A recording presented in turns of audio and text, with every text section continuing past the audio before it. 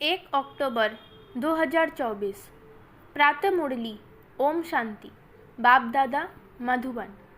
बाबा कहते हैं, मीठे बच्चे, देह अभिमानी बनने की प्रैक्टिस करो। इस प्रैक्टिस से ही तुम पुण्य आत्मा बन सकेंगे। प्रश्न, किस एक नॉलेज के कारण तुम बच्चे सदा हर्षित रहते हो? उत्तर, तुम्हें नॉलेज मिली है कि ये नाटक बड़ा वंडरफुल बना हुआ है।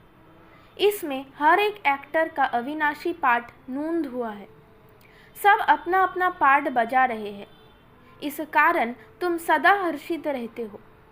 प्रश्न, कौन सा एक हुनार बाप के पास ही है, दूसरे के पास नहीं?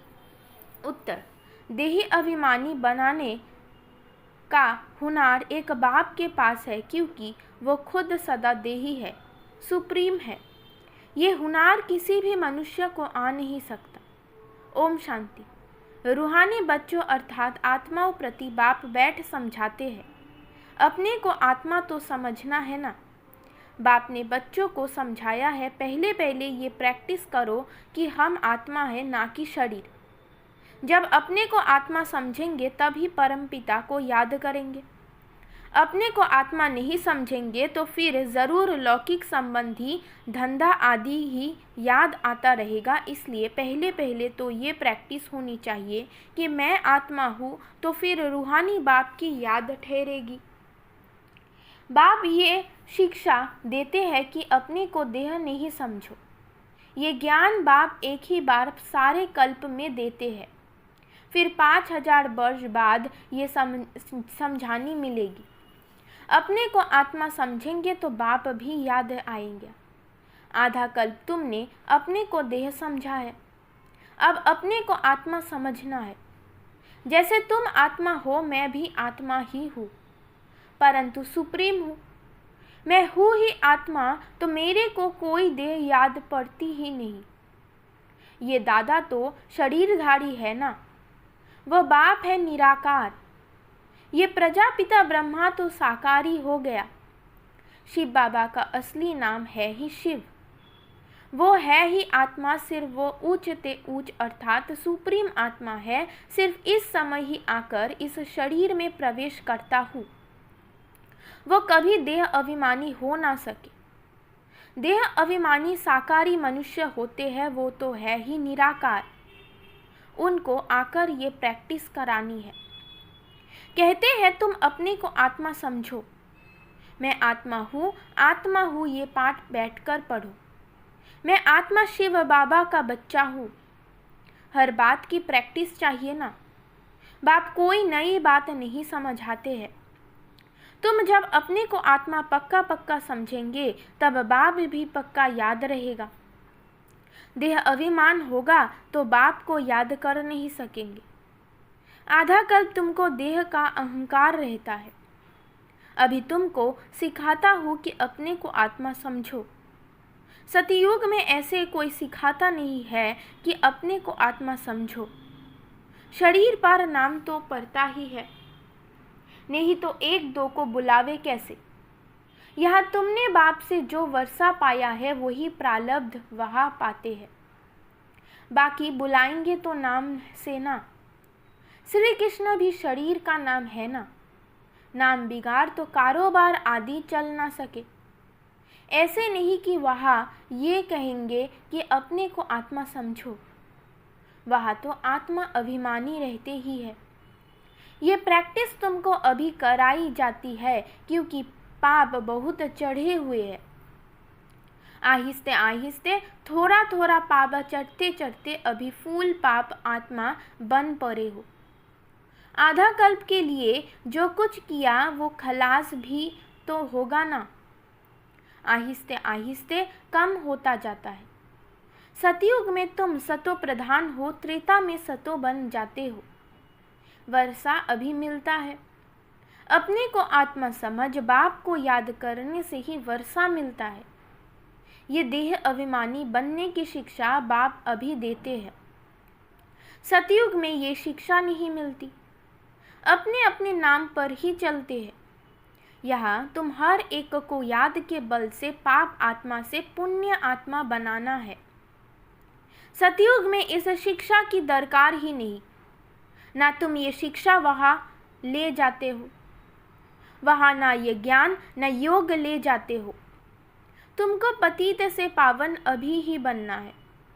फिर आहिस्ते आहिस्ते कला कम होती है। जैसे चंद्रमा की कला कम होते होते लीक जाकर रहती है। तो इसमें मूंझो नहीं, कुछ भी ना समझो तो पूछो। पहले तो ये पक्का निश्चय करो कि हम आत्मा है। तुम्हारी आत्मा ही अभी तमो प्रधान बनी है। पहले सतो प्रधान थी, फिर दिन प्रतिदिन कला कम होती जाती है। मैं आत्मा हूँ ये पक्का ना होने से ही तुम बाप को भूलते हो। पहले पहले मूल बात ही ये है। आत्मा अभिमानी बनने से बाप याद आएगा तो वर्षा भी याद आएगा।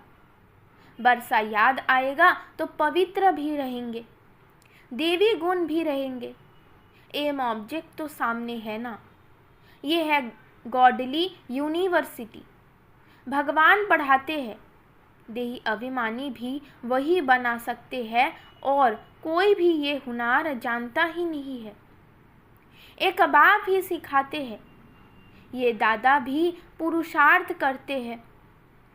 बाप तो कभी देह लेते ही नहीं जो उनको देही अभिमानी बनने का पुरुषार्थ करना पड़े। वो सिर्फ इसी समय आते हैं तुमको देही अभिमानी बनाने। ये कहावत है, जिनके माथे मामला वो कैसे नींद करे। बहुत धंधा आदि टू मच होता है तो फुर्सत नहीं मिलती, और जिनको फुर्सत है वो आते हैं बाबा के सामने पुरुषार्थ करने। कोई नए भी आते हैं, समझते हैं नॉलेज तो बड़ी अच्छी है।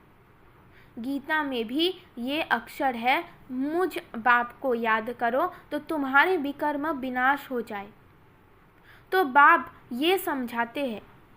बाप कोई को दोष नहीं देते हैं। ये तो जानते हैं तुमको पावन से पतित बनना ही है और हमको आकर पतित से पावन बनना ही है। ये बना बनाया ड्रामा है, इसमें कोई के निंदा की बात नहीं। तुम बच्चे अभी ज्ञान को अच्छी रीति जानते हो और तो कोई भी ईश्वर को जानते ही नहीं, इसलिए निंदके नास्तिक कहलाए जाते हैं। अभी बाप तुम बच्चों को कितना समझदार बनाते हैं, टीचर रूप में शिक्षा देते हैं। कैसे ये सृष्टि का चक्र चलता है, ये शिक्षा मिलने से तुम भी सुधारते हो। भारत जो शिवालय था सो अब वैशालय है ना। इसमें ग्लानि की तो बात ही नहीं। ये खेल है जो बाप समझाते हैं। तुम देवता से असुर कैसे बने हो, ऐसे नहीं कहते क्यों बने। बाप आए ही है बच्चों को अपना परिचय देने और सृष्टि का चक्र कैसे फिरता है ये नॉलेज देते हैं। मनुष्य ही जाएंगे ना, अभी तुम जानकर फिर देवता बनते हो। ये पढ़ाई है मनुष्य से देवता बनने की, जो बाप ही बैठ पढ़ाते हैं। यहाँ तो सब मनुष्य ही मनुष्य है। देवता तो इस सृष्टि पर आ नहीं सकते जो टीचर बनकर पढ़ाए। पढ़ाने वाला बाबा देखो कैसे पढ़ाने आते हैं। गायन भी है, परमपिता परमात्मा कोई रथ लेते हैं, ये पूरा नहीं लिखते कि कौन सा रथ लेते हैं। त्रिमूर्ति का राज भी कोई समझते नहीं। परमपिता अर्थात परमात्मा, वो जो है सो अपना परिचय तो देंगे ना। अहंकार की बात नहीं, ना समझने के कारण कहते हैं इनमें अहंकार है। ये ब्रह्मा तो कहते नहीं कि मैं परमात्मा हूँ। ये तो समझ की बात है, ये तो बाप के महावाक्य है, सभी आत्माओं का बाप एक है। इनको दादा कहा जाता है। ये भाग्यशाली रथ है ना। नाम भी ब्रह्मा रखा है क्योंकि ब्राह्मण चाहिए ना। आदिदेव प्रजापिता ब्रह्मा है, प्रजा का पिता है। अब प्रजा कौन सी? प्रजापिता ब्रह्मा शरीरधारी है तो एडॉप्ट किया ना। बच्चों को शिव बाबा समझाते हैं, मैं एडॉप्ट नहीं करता हूँ। तुम सब आत्माएं तो सदैव मेरे बच्चे हो ही। मैं तुमको बनाता नहीं हूँ, मैं तो तुम आत्माओं का अनादि बाप हूँ। बाप कितना अच्छी रीति समझाते हैं, फिर भी कहते हैं अपने को आत्मा समझो। तुम सारी पुरानी दुनिया का संन्यास करते हो। बुद्धि से जानते हैं सब वापिस जाएंगे इस दुनिया से। ऐसे नहीं संन्यास कर जंगल में जाना है। सारी दुनिया का संन्यास कर हम अपने घर चले जाएंगे, इसलिए कोई भी चीज़ याद न आए सिवाय एक बाप के। 60 वर्ष की आयु हुई तो फिर वाणी से पड़े वानप्रस्थ में जाने का पुरुषार्थ करना चाहिए। ये वानप्रस्थ की बात है अभी की। भक्ति मार्ग में तो वानप्रस्थ का किसको पता ही नहीं है। वानप्रस्थ का अर्थ नहीं बता सकते हैं। वाणी से परे मूल वतन को कहेंगे। वहाँ सभी आत्माएं निवास करती है तो सबकी वानप्रस्थ अवस्था है, सबको जाना है घर। शास्त्रों में दिखाते हैं आत्मा भ्रुकुटी के बीच चमकता हुआ सितारा है। कई समझते हैं आत्मा अंगुष्ठ मिसाल है। अंगुष्ठ मिसाल को ही याद करते हैं। स्टार को याद कैसे करें, पूजा कैसे करें? तो बाप समझाते हैं तुम देह अभिमान में जब आते हो तो पुजारी बन जाते हो। भक्ति का समय शुरू होता है, उसको भक्ति कल्ट कहते हैं। ज्ञान कल्ट अलग है। ज्ञान और भक्ति इकट्ठे नहीं हो सकते। दिन और रात इकट्ठे नहीं हो सकते। दिन सुख को कहा जाता है और रात दुख अर्थात भक्ति को कहा जाता है। कहते हैं प्रजापिता ब्रह्मा का दिन और फिर रात, तो प्रजा और ब्रह्मा जरूर दोनों की इकट्ठे होंगे ना। तुम समझते हो हम ब्राह्मण ही आधा कल्प सुख भोगते हैं, फिर आधा कल्प दुख। ये बुद्धि से समझने की बात है। ये भी जानते हो सब बाप को याद नहीं कर सकते हैं, फिर भी बाप खुद समझाते रहते हैं अपने को आत्मा समझो और मुझे याद करो तो तुम पावन बन जाएंगे। ये पैगाम सबको पहुंचाना है, सर्विस करनी है। जो सर्विस ही नहीं करते तो वो फूल नहीं ठहरे। भगवान बगीचे में आएंगे तो उनको फूल ही सामने चाहिए जो सर्विसेबल है, बहुत का कल्याण करते हैं। जिनको देह अभिमान है वो खुद भी समझेंगे हम फूल तो है नहीं। बाबा के सामने तो अच्छे अच्छे फूल बैठे हैं, तो बाप की उन पर नज़र जाएगी। डांस भी अच्छा चलेगा। डांसिंग गर्ल्स का मिसाल स्कूल में भी टीचर तो जानते हैं ना, कौन नंबर 1 कौन नंबर 2 3 में है। बाप का भी अटेंशन सर्विस करने वालों तरफ ही जाएगा। दिल पर भी वो चढ़ते हैं। डिसर्विस करने वाले थोड़ी ही दिल पर चढ़ते। बाप पहली मुख्य बात समझाते हैं अपने को आत्मा निश्चय करो, तब बाप की याद ठहरेगी। देह अभिमान होगा तो बाप की याद ठहरेगी नहीं। लौकिक संबंधियों तरफ धंधे धौड़ी तरफ बुद्धि चली जाएगी। देह अभिमानी होने से पारलौकिक बाप ही याद आएगा। बाप को तो बहुत प्यार से याद करना चाहिए। अपने को आत्मा समझना इसमें मेहनत है, एकांत चाहिए। 7 रोज की भट्टी का कोर्स बहुत करा है, कोई की याद न आए, किसको पत्र भी नहीं लिख सकते। ये भट्टी तुम्हारी शुरू की भी, यहाँ तो सबको रख नहीं सकती, इसलिए कहा जाता है घर में रहकर प्रैक्टिस करो। भक्त लोग भी भक्ति के लिए अलग कोठी बना देते हैं। अंदर कोठरी में बैठ माला सिमरते हैं, तो इस याद की यात्रा में भी एकांत चाहिए। एक बाप को नहीं याद करना है, इसमें कुछ जवान चलने की भी बात नहीं है। इस याद के अभ्यास में फुर्सत चाहिए। तुम जानते हो लौकिक बाप है हद का क्रिएटर, यह है बेहद का। प्रजापिता ब्रह्म तो बेहद का ठहराना। बच्चों को अडॉप्ट करते हैं। शिव बाबा अडॉप्ट नहीं करते हैं, उनके तो बच्चे सदैव है ही। तुम कहेंगे शिव बाबा के हम बच्चे आत्माएं अनादि है ही। ब्रह्म ने तुमको अडॉप्ट किया है। हर एक बात अच्छी रीति समझने की है।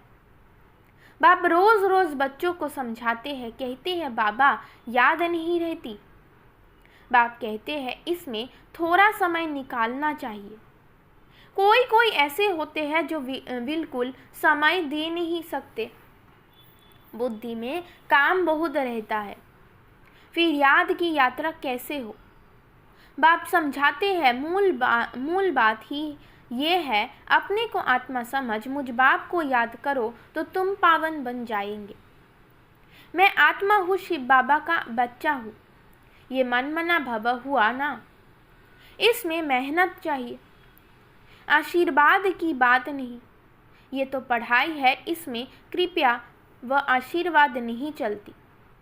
मैं कभी तुम्हारे ऊपर हाथ रखता हूँ क्या? तुम जानते हो बेहद के बाप से हम वर्षा ले रहे हैं। अमर भव, आयुष्मान भव, इसमें सब आ जाता है। तुम फुल एज आयु पाते हो। वहाँ कभी अकाले मृत्यु नहीं होती। ये वर्षा कोई साधु संत आदि दे नहीं सकते। वो कहते हैं पुत्रवान भव, तो मनुष्य समझते उनकी कृपा से बच्चा हुआ है। बस जिनको बच्चा नहीं होगा वो जाकर उनका शिष्य बनेंगे। ज्ञान तो एक ही बार मिलता है।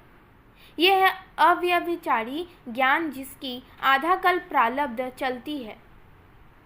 फिर है अज्ञान। भक्ति को अज्ञान कहा जाता है। हर एक बात कितना अच्छी रीति समझाई जाती है। अच्छा, मीठे मीठे सिकिलदे बच्चों प्रति माता पिता बाप दादा का याद प्यार और गुड मॉर्निंग। रूहानी बाप की रूहानी बच्चों को नमस्ते। धारणा के लिए मुख्य सार। नंबर 1, अभी वानप्रस्थ अवस्था है, इसलिए बुद्धि से सब कुछ संन्यास कर एक बाप की याद में रहना है। एकांत में बैठ अभ्यास करना है, अहम आत्मा है, आत्मा है। नंबर 2, सर्विसेबल फूल बनना है। देह अभिमान वश ऐसा कोई कर्म नहीं करना है जो डिससर्विस हो जाए। बहुतों के कल्याण के निमित्त बनना है। थोड़ा समय याद के लिए अवश्य निकालना है। वरदान। परमात्मा ज्ञान की नवीनता पवित्रता को धारण करने वाले सर्व लगावों से मुक्त भव। इस परमात्मा ज्ञान की नवीनता ही पवित्रता है। फलक से कहते हो कि आग कपूस इकट्ठा रहते भी आग नहीं लग सकती। विश्व को आप सबकी ये चैलेंज है कि पवित्रता के बिना योगी व ज्ञानी तो आत्मा नहीं बन सकते। तो पवित्रता अर्थात संपूर्ण लगाव मुक्त, किसी भी भक्ति व साधनों से भी लगाव ना हो। ऐसी पवित्रता द्वारा ही प्रकृति को पावन बनाने की सेवा कर सकेंगे। स्लोगन। पवित्रता आपके जीवन का मुख्य फाउंडेशन है। धरत पड़िए, धर्म न छोड़िए। ओम शांति।